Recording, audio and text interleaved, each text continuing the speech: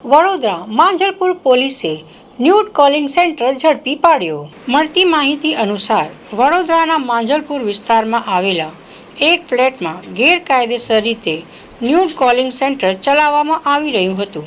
આ કાળા કારોબાર માટે સ્ટ્રીપ ચેટ નામની એપનો ઉપયોગ કરવામાં આવતો હતો। આરોપીઓ દ્વારા ફ્લેટમાં યુવતીઓને બોલાવવામાં આવતી હતી અને તેમની પાસે ઓનલાઈન ન્યૂડ કોલ કરાવવામાં આવતા હતા।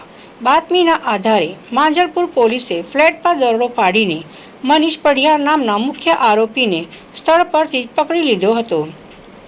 પોલીસે દરોડા દરમિયાન ફ્લેટમાંથી મોટી માત્રામાં ઇલેક્ટ્રોનિક ગેજેટ્સ અને મુદ્દામાલ જપ્ત કર્યો છે।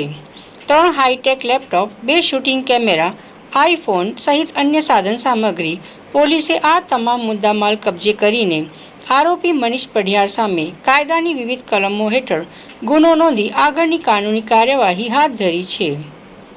આ મામલે પોલીસ હવે એ પણ તપાસ કરી રહી છે કે આ ન્યૂડ કોલિંગ સેન્ટર કેટલા સમયથી ચાલતું હતું, તેમાં કેટલી યુવતીઓ સામેલ હતી અને આ નેટવર્કના તાર અન્ય કયા શહેરો કે દેશો સાથે જોડાયેલા છે।